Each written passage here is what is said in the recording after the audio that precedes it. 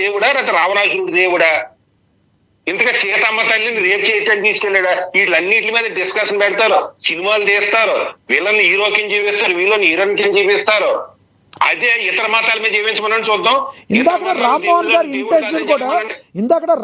Intention కూడా అక్కడ వదిలేయాలని, వాళ్ళ పాపనాలు పోలాలని కాదు, ఈ రకంగా తీసేవాళ్ళని, ఈ రకంగా చేసేవాళ్ళని ఏ రకంగా మనం మాట్లాడితే ఇంకా వాళ్ళని పెద్దోళ్ళని చేయటం అనవసరం అనేది ఆయన ఫీలింగ్. మీరు చాలా గౌరవిస్తాను పెద్దలు, నేను లైక్ చేస్తాను రామ్మోహన్ గారు. నేను అనేది కాదండి, హిందూ మతం యొక్క వీక్నెస్ చెప్తున్నా.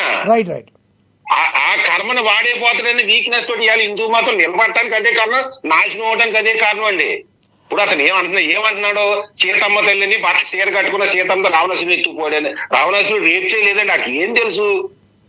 సీతాదేవిని టచ్ కూడా చేయలేదు, ముట్టుకుంటే భస్మం అయిపోతానని మొత్తం కిందనున్న స్థలాన్ని, భూమిని అంతా తీసుకుని ఎత్తుకుని వెళ్ళాడు. ఒక చెట్టు కింద కూర్చోబడి సీతాదేవి ఒక గరికి పట్టుకుంది, అదే నాన్న నువ్వు గరికితో సమానం, నాకు నేను ఎత్తి పారేస్తా. రావణాసురుడు శివధన ఎత్తలేకపోతే సీతాదేవి 3 సంవత్సరాల వయసు అటు ఇటు. ఒక్క నిమిషం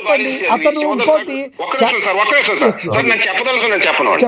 రెండోది, ద్రౌపదిని దుర్యోధనుడు రేప్ చేయలేదండి. దుర్యోధనుని నిశస్త్రుని చేసిందని కక్షతోటి వివస్త్రం చెయ్యాలని చేసేటే. ఇంకోటి ఏంటంటే, దుర్యోధనుడు రావణాసురుడు కింగ్స్, ఏకఛత్రాధిపతులు వాళ్ళు. ఇప్పుడు ఒక బట్టలు ఎందుకు కట్టుకోమంటున్నారు?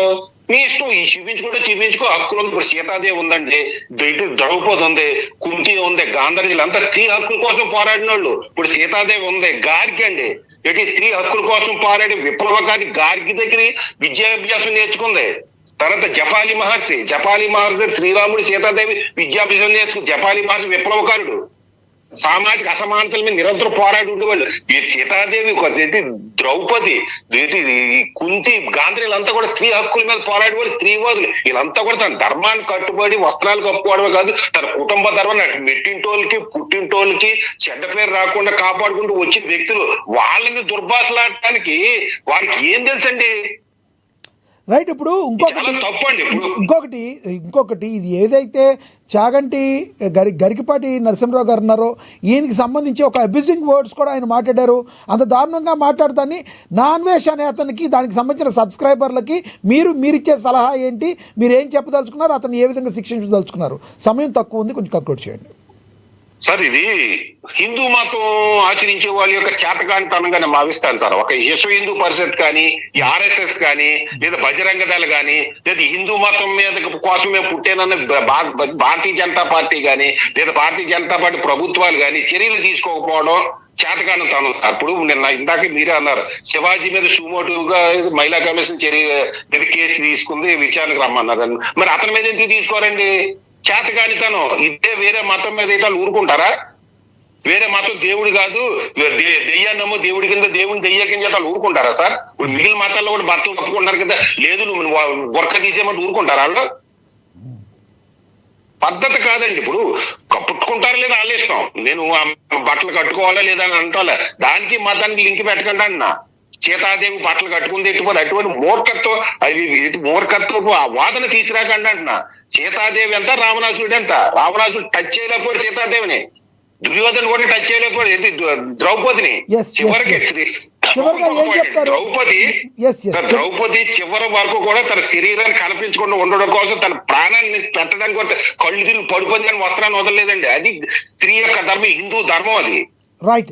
చివరిగా ఏం చెప్తారు? తెలుసండి ఈ బట్టలు ఎక్కువ తిరిగి వాళ్ళకి వీళ్ళకేం తెలుసండి హిందూ ధర్మం గురించి, సనాతన ధర్మం ఏమన్నంటే సనాతన ధర్మం గురించి మాట్లాడితే ఎగతాలుగా డిబేట్లు చేస్తారు, ఎగతాలుగా మాట్లాడతారు. రైట్. చివరిగా ఏం చెప్తారు? ఒకటి సార్, చివరిగా ఈ నాన్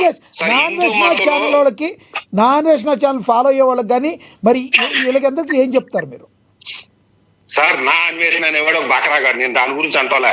హిందూ మతాన్ని కించపరిచే వాళ్ళు కానీ, హిందూ మతాన్ని విలన్ హీరో కింద, హీరో విలన్ కింద సినిమాలు తీసేవాళ్ళు కానీ, డిబేట్లు పెట్టేవాళ్ళు కానీ, శిక్షించే చట్టాలు రావాలి, శిక్షించే వ్యవస్థలు రావాలి, శిక్షించే రాజకీయ పార్టీలు రావాలి. అలాగే హిందూ మతంలో కూడా చైతన్యం, నా దేవుడు కాపాడుతాడు అనుకోకుండా నీ మతాన్ని నువ్వు కాపాడుతూ, నీ ధర్మాన్ని నువ్వు కాపాడుతూ, దేవుడు కాపాడుతాడు లేదు, తర్వాత చూద్దాం.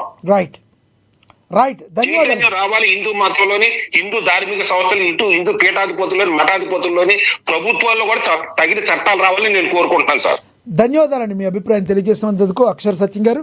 ఎస్, ఓవరాల్గా అందరి దగ్గర నుంచి కూడా ఇలా నెగిటివ్ ఇంపాక్ట్ అయితే వస్తుంది కంపల్సరీ.